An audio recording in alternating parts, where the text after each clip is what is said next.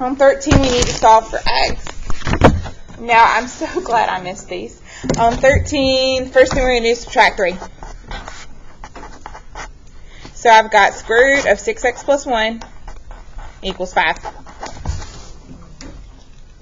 I've got to get rid of that square root. The way to get rid of the house is to square both sides. So I've actually got 6x plus 1 equals 5 squared, which is 25.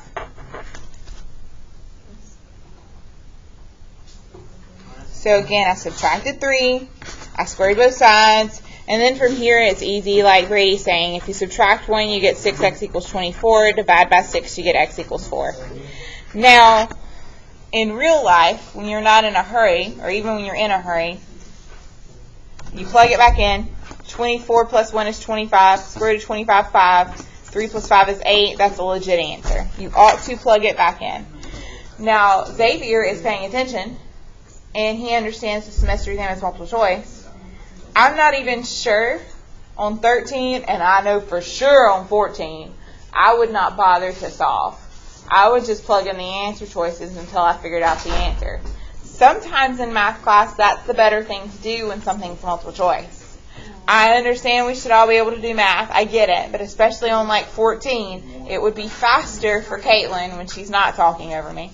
It would be faster for Caitlin, because I can pick on her, to just plug in the answer choices. Okay, on 14, it's a pain in the... can't say that. Okay. Yeah. Well, the camera's on.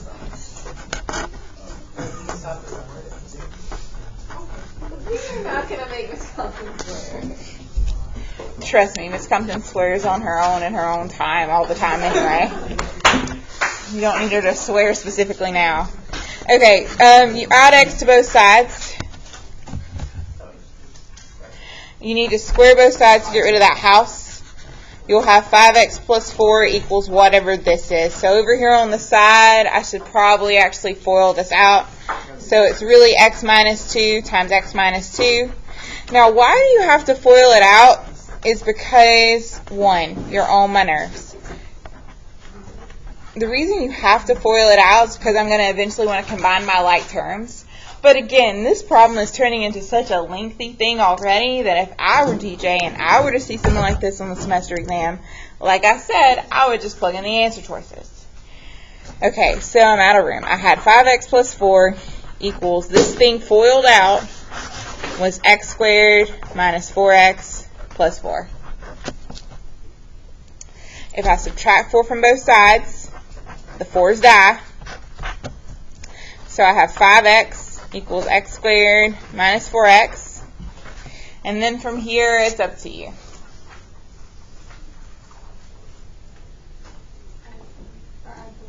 Okay, if you add 4x to both sides, we'll get 9x equals x squared.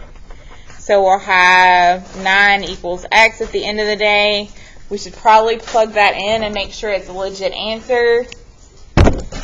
So 5 times 9 plus 4 minus 9 equals negative 2. Does 49 it's negative 2. So, yep, because 7 minus 9 really is negative 2. So that all worked out. Yay. It was legit. Now, first period, when I was being dumb, I was getting 2 answers of 0 and 9. And when you plug in 0, it's an extraneous solution because it doesn't work out because you end up getting 2 equals negative 2. And that's not a true statement. That's complete crap. But, oh well. Okay, are there any questions about 13 or 14? 15 is actually a nice one. We need them to have the same base.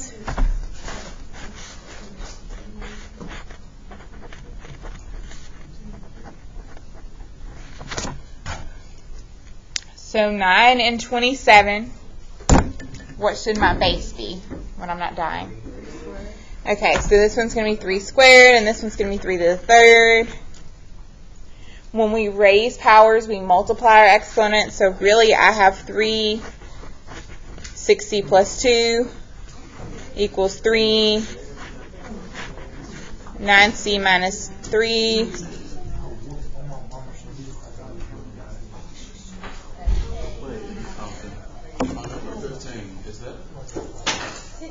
Okay, never mind.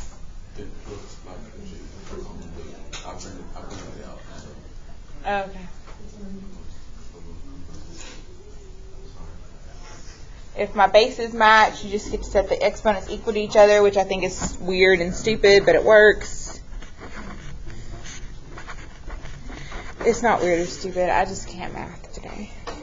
And clearly you can't listen, so here we are.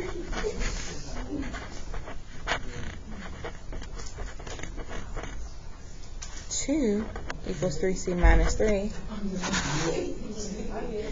5 equals 3c. 5/3 equals c. Lord Jesus, help me. But like, those who could do math already did it. Those who aren't interested still aren't interested. What is the point in life?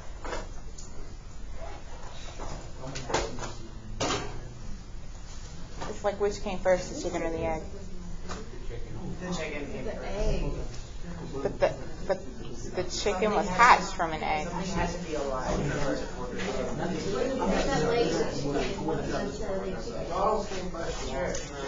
I don't know.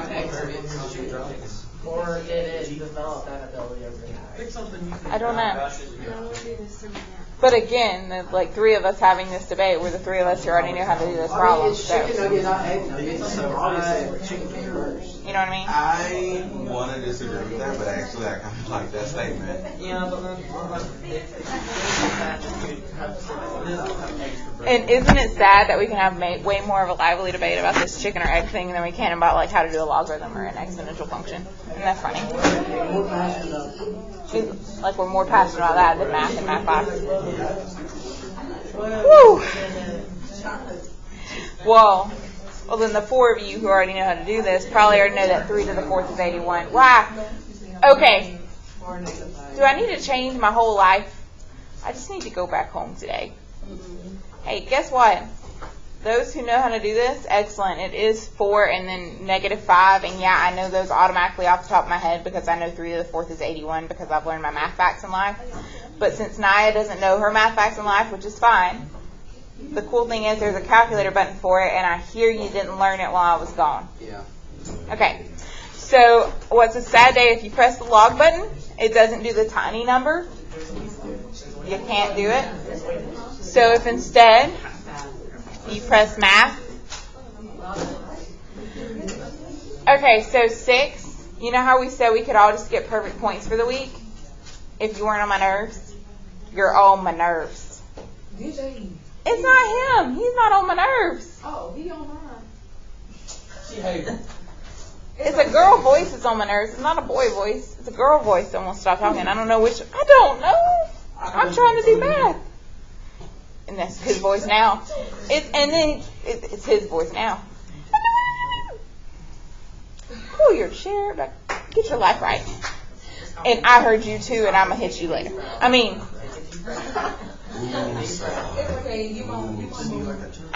yes, exactly. Moving on. If you press the math button, and then you scroll down, there's one that says log base, and you can type things in. I worked it out. You took a whole test on this. I still worked it out. You tell me we could have gone the whole test. Yes. But we still would have been sure. You know what? I would have just not sure. No, you wouldn't. But she said it. Compton. I don't see that on this. Okay, if you have a weird calculator that's not working, I got to figure out my life on that one, so I'm not sure. But just note to self, if I can't figure it out, get a yellow calculator day of the test. Because now you know. Okay. I thought you knew. That would have been super easy.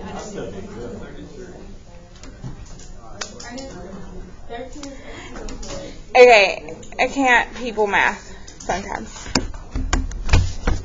Okay. Today, when you're not on my nerves,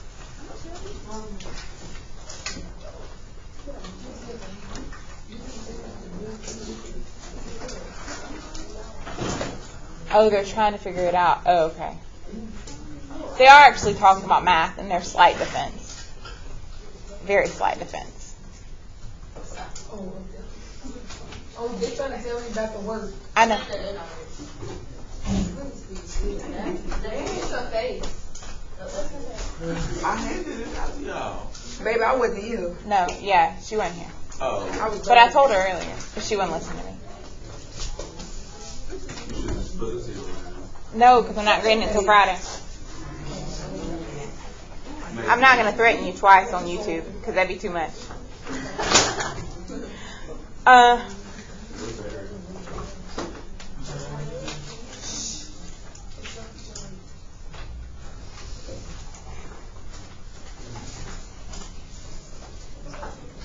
Okay. Here's the part where I taught math.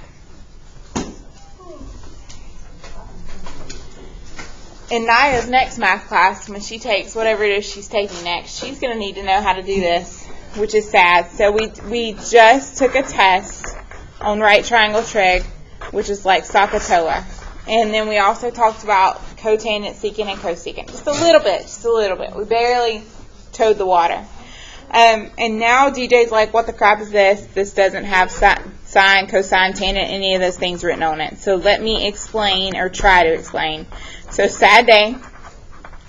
You've ran out of an attention span, and I've ran out of time. So we're never going to get to something called the unit circle. If your next class is pre-calculus, I highly recommend you try to learn that unit circle over the summer. I will post some links or something on Google Classroom for you if you'd like, or unit circle, need to know what it is. It takes what we were just doing and applies it to this. Otherwise, they seem like two separate worlds, and you're like, I don't understand what they have to do with each other. But it's okay. It's just going to be okay. On Friday, we were discussing if we have an angle on a coordinate plane, and we're trying to figure out the measure of that angle. When we read it, we actually read counterclockwise. We discussed if we went all the way around, we would have gone 360 degrees, because if you go all the way around something, you've made a circle. So if we go all the way around the coordinate plane, we've gone 360 degrees. Now, there are 4 different lines, so 360 divided by 4 is 90. That's why this line's 90, this one's 180, this one's 270. It's in Landon's best interest in life to learn, like 180 is here, 270 is down here. It will really make your life so much faster. So when you read things, like for instance, if this said that this was 60, now let's say like 80 degrees, because it's really close to 90, they're reading counterclockwise. When they go clockwise, they're doing negative. So like negative 80 degrees would be down here. Yes, dear. Okay, so like I noticed on The maze. the maze, yes. I noticed on the maze a lot of them were like really close to where it like could be kind of hard to tell. So how exactly Yes. do you? Okay, so on the maze, there's one that's like 225 and 240. Let me look at that. Yeah, it is, because someone asked me that last period.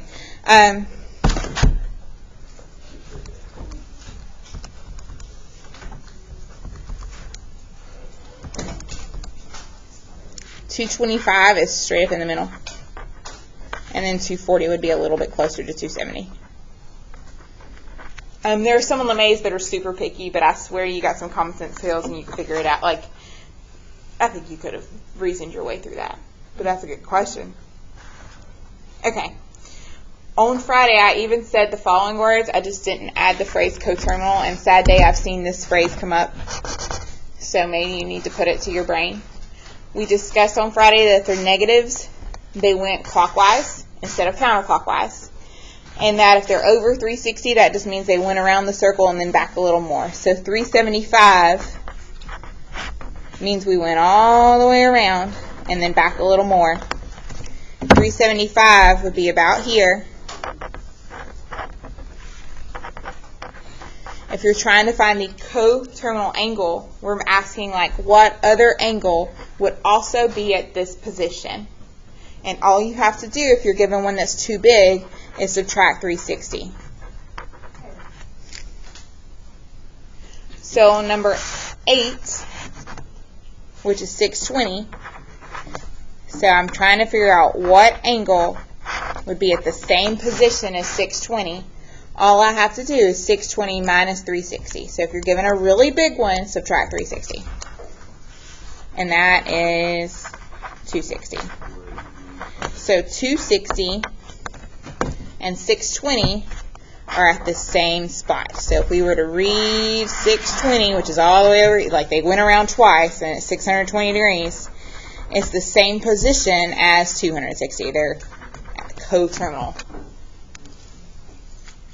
So take your really big number, subtract 360. Now they could go the opposite way. So we're doing everything counterclockwise. If they go clockwise, they're going negative. Yes, dear. Was there like a situation where it turned or it goes here? Okay, like I looked at the one up here at the very top. Yes. In the center. Yes. Will we encounter any like that where like some of them go one way and others go a different way? Yes. So, Well, like we're about to do the negative, yes, because the negative would be going the one way and the positive would be going a different way. So yes. So David was asking about going two different directions, which is what, like number 11. Negative 45 degrees means I went down 45 degrees this way, right? So it's right here. And then we need to, a coterminal angle would be if we figured out if we went the other direction all the way around and we still got to this spot, what would that number be? So they're the same position, but we would just do 360 minus 45 to figure out if we went the other direction, it would be 315. So negative 45 and 315 are coterminal angles. They're at that same position. But heck, we could then add 360 and say 675 is coterminal as well. Like they're all coterminal. Any of them that are at that exact same spot would be considered coterminal. Okay, so he was deep. Lord knows the rest of us cannot be that deep right now. So either you're going to take your really big number and subtract 360, really big number minus 360, or you're going to take your negative number and do 360 plus your whatever that negative thing is to figure out what the equivalent angle is. And again, I know this seems stupid, and I know it's just like we're doing like different pieces to the puzzle and we're never going to get the full picture of the puzzle, but I swear if you can get down these basics, it'll really help you with your next math class. Even those who are leaving me to go to college, sad day, your college math class is going to deal with trig. Unless you have to start a remedial class, which then you and I need to talk anyway. Okay.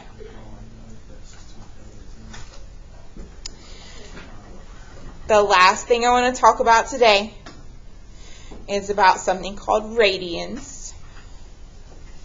Radian sounds like what word that deals with a circle?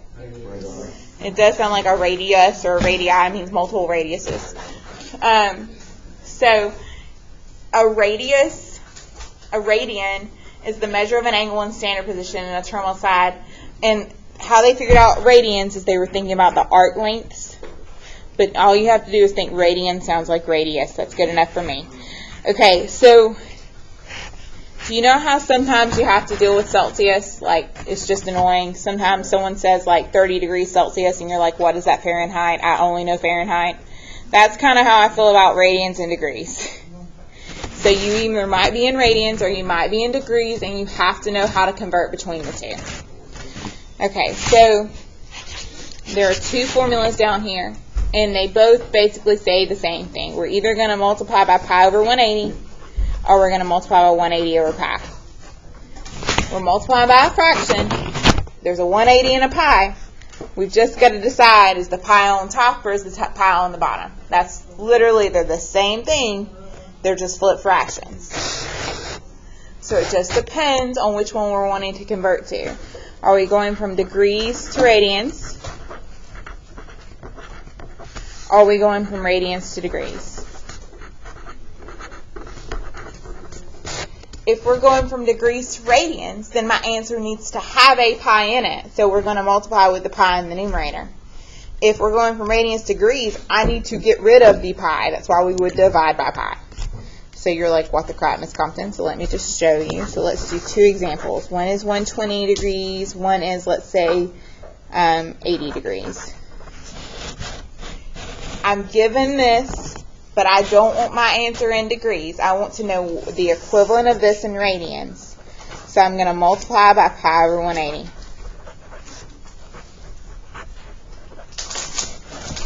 Clearly, when I do things in radians, my answer is always going to have a pi in it, and you better drop that degree symbol or you're going to look like a dum-dum. Okay, so if I multiplied this out, I would get 120 pi over 180. I'll simplify that in a second. If I multiplied this out, I would get 80 pi over 180. I'll simplify that in a second. Let me say some more words. So radians are what most people who are doing trig, we're doing everything in radians. You've talked about your calculator being set in degrees or radians before, so you know how to find it on your calculator at least. Notice that radian answers always have a pi in them. And then radian answers are also always in fraction form. So when I type 120 over 180 in my calculator, and I get 0.67, the answer is not 0.67 pi.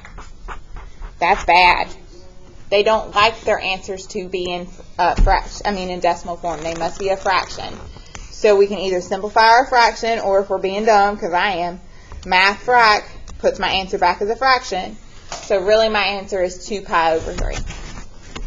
Your answer must be in a fraction.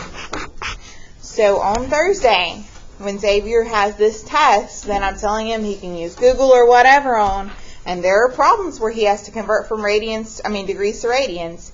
He better leave his answer as a fraction, or he's going to miss out on his easy points. So for instance, 80 divided by 180 is 0.44 pi. His answer better not be that. He better say what now, ma'am? It is 4 pi over 9. Bless you. Okay. Now Xavier has to go from degrees to radians. Yes. He also might have to go from radians to degrees. So let's say he's given 3 pi over 8, or maybe pi over 2. He's given something with pies. He doesn't want pies anymore. Degree answers don't have pies, and then the pies have to go away.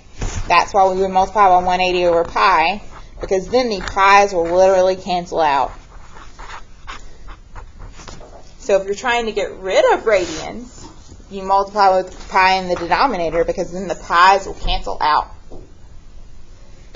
Bless you. So I've got 540 over 8, which is something, and 180 divided by 2, which is 90 degrees.